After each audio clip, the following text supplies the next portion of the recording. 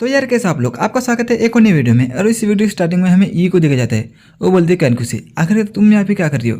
कैनकू बोलते हैं same question मैं तुमसे पूछना चाहती हूँ, आखिर तुम यहाँ पे क्या कर रही हो, क्या तुम एक दूसरे को जानते हो। अपनी ई बोलते हैं ऑफकोर्स हम एक दूसरे को जानते हैं, और ये वही बंदा है जिसके बारे में मैंने तुम्हें पहले बताया था।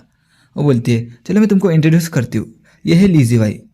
और कैनकू बोलती है इसका क्या पॉइंट है, इसका क्या मतलब है, हम तो एक दूसरे को पहले जानते थे। फिर वो बोलती है आखिर तुम मजाक कर रही हो ना।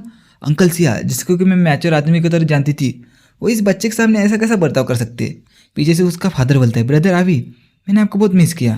फिर अपना मेकड़ बोलता है कि मुझे माफ़ करना ब्रदर सिया, मैं थोड़ा लेट हो गया था। वो तो शुक्र है कि हमें सेंट मिल गई, उसने हमें जल्दी छोड़ दिया। फिर ये का फादर बोलता है ए लड़की, तुम वांगू पहलन की सेंट हो ना। और बोलता है इस वर्ल्ड में स्ट्रेंथ को ही सबसे ज़्यादा रिस्पेक्ट मिलती है, जिसके पास स्ट्रेंथ है उसकी सबसे ज़्यादा रिस्पेक्ट करेंगे लोग।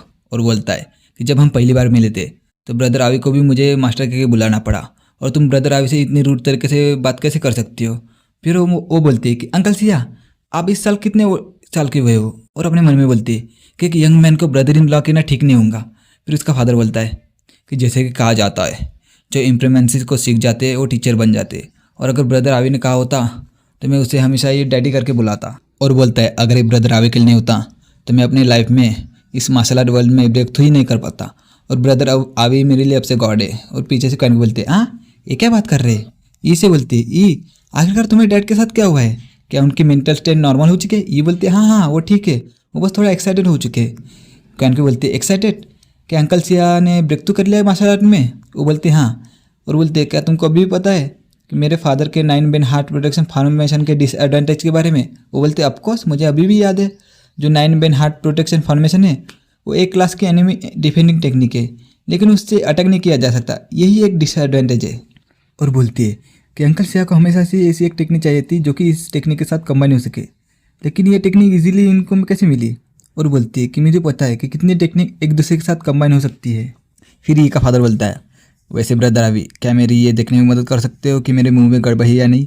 फिर कैनकू बोलती है कि इस बंदे की डेवलपमेंट ऐसे कैसे हो रही है, क्या ये वही सस्पिशियस बंदा है जिसके बारे में ई ने बताया था, और ये ने ये भी बताया था कि उसके पास एक छोटा बच्चा है। फिर पीछे से ये आती है और बोलती है कैनकू, क्या तुम्हें ये नहीं पता कि ब्रदर अभी अपनी स्ट्रेंथ किसी को नहीं दिखाते, लेकिन वो असली में बहुत पावरफुल है, और अगर टाई सेक्ट उसको परमिशन देंगी अपना सेक्ट ज्वाइन करने के लिए तो टाई सेक्ट की पावर और ज़्यादा बढ़ जाएंगी।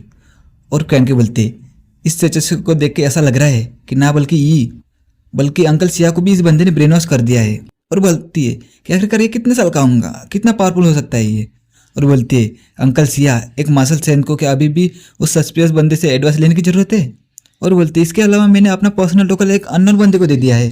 फिर ये का फादर अपनी टेक्निक का इस्तेमाल करना शुरू कर देता है, और उसके पास बहुत ज़्यादा एनर्जी गैदर हो जाती है। उसे देख के कैनकू भी शॉक हो जाती है, और वो अपना बहुत बड़ा पाम का अटैक सीधा जमीन पे दे मारता है। फिर मेकड़ पूछता है कि ब्रदर अभी आप इसके बारे में क्या सोचते हैं, मुझे बताओ। हालांकि इतना पावरफुल नहीं जितना उस बच्चे का था, लेकिन ये अभी भी शेप पकड़ना शुरू कर दिया इसने। और अपने मेकड़ देता है और बोलता है ब्रदर अभी तो बहुत गुस्से में लग रहे हैं, आखिरकार इतने गुस्से में क्यों है, और इतना बुरा एक्सप्रेशन, क्या मेरी परफॉर्मेंस इतनी बुरी थी कि उनको बोलने से पहले इतना सोचना पड़ रहा है। और बहुत घबरा जाता है, और अपना मेकड़ भी बहुत कन्फ्यूज होता है और बोलता है कि ये टेक्निक तो कंप्लीट भी नहीं थी, इसका कंप्लीट वर्जन भी नहीं था, क्या इसको भी प्रैक्टिस किया जा सकता है। और ये बंदा हॉस्टल फोर्स का है, क्या मैंने अपने पैर पे कुल्हाड़ी मार ली है।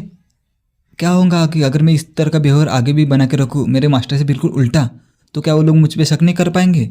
और वैसे भी मेरे ओल्ड मास्टर ने बहुत अच्छी तरह एक्ट किया है, उनको नज़र में बस मैं ही हूँ, जिससे कि ह्यूमन को और एनिमल को कोई खतरा नहीं है। फिर कैन क्यों बोलती है ये इम्पॉसिबल है। ई का फादर निराश हो जाता है और बोलता है लगता है ब्रदर आवे को ये पसंद नहीं आया, लेकिन अपना मेकड़ भी शौक होता है और बोलता है ये तो इम्पॉसिबल है यार, इन दोनों के अलग नशे चल रहे। और पीछे से अलग कान को शौक हो जाती है और बोलती है कि क्या ई ने जो कहा था वो क्या सही है, क्या वो सच है। फिर सीन सिर्फ होता है, हमें एक औरत को देखा जाता है जिसके सामने कैन झुकी रहती है, शायद से वो उसके मास्टर हो सकती है। और वो बोलती है कैन तुमने बहुत अच्छा काम किया है आज, और इन सब चीज़ों से वो लोग थोड़ी देर के लिए शांत हो जाएंगे, और मैं नहीं जानती कि ब्लैक जेडो पे लाने के लिए तुमने कितने लोगों के वेयरहाउस खाली कर दिए होंगे। फिर उसका जवाब देते हो कैन बोलती है कि मास्टर मुझे सिर्फ ये एक आदमी ने दिए है। उसके मास्टर बोलते हैं क्या सिर्फ एक आदमी ने दिए तुमको। फिर उसके मास्टर बोलते हैं हाँ, मुझे शुरू में शक हुआ था कि वो यहाँ पे वांगू पवेलियन का फेवर पाने के लिए आए हैं, लेकिन उसने ये सब कुछ नहीं मांगा, उसने सिर्फ ऑफिशियल कॉम्पिटिशन में 3 जगह मांगी। फिर कैन बोलती है कि हाँ, गेम के बाद मैंने उसे वापस यंग टॉम में भेज दिया था, लेकिन मुझको ये नहीं पता था कि उस बंदे के साथ कुछ गड़बड़ है। और एक मार्शल से अंकल सिया उसकी बहुत रिस्पेक्ट करते हैं, बहुत इज्जत करते हैं। और उस बंदे की मदद से उन्होंने 9 मैन हैंड प्रोटेक्शन फॉर्मेशन को ब्रेक थ्रू किया है, सिर्फ उस बंदे की मदद से। और मैं ये सोच रही हूँ कि अगर वो लोग 9 मैन हैंड प्रोटेक्शन को दूसरे टेक्निक के साथ इंटीग्रेट कर सकते तो क्या ऐसा हम भी कर सकते हैं। फिर उसकी मास्टर बोलती है कि क्या तुम अपनी आइडेंटिटी भूल चुकी हो, और बोलती है जो लोग गू इंसेक्ट को नहीं उठा सकते वो लोग मार्शल आर्ट की प्रैक्टिस नहीं कर सकते। अगर तुम मार्शल आर्ट की प्रैक्टिस करना चाहती हो तो तुम्हें गू इंसेक्ट को पूछना होगा। और इसके अलावा तुम वांगू पहलन की सेंत हो, तुम इतनी जल्दी दोस्त कैसे बना सकती हो। फिर कहेंगा कुछ नहीं कहती पहले, फिर उसके बाद में बोलती है कि सिस्टर यू बहुत अच्छी थी, वो बहुत टैलेंटेड थी और वो मार्शल किंग लेवल तक भी पहुंच गई थी। बस यही नहीं है, वो प्रैक्टिस करने में बहुत अच्छी थी, लेकिन उसके पास बहुत ब्यूटीफुल मैन थे जो कि उसके साइड थे। बस मैं ये सोच रही हूँ कि जो वो इंसान सिंपल नहीं है, मैं उसे बस जानना चाहती हूँ।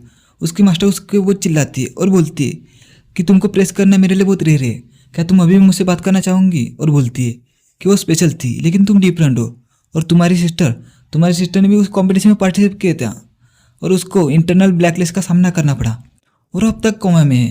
क्या तुम उस स्टेडियम की, क्या तुम उस ग्रुप की इंचार्ज हो।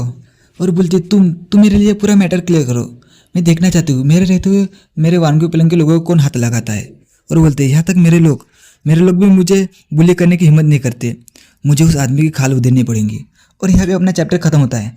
तो आपको ये चैप्टर कैसा लगा मुझे कमेंट करके जरूर बताना। तो मैं मिलता हूँ किसी नेक्स्ट वीडियो में, तब तक के लिए बाय बाय, सायोनारा।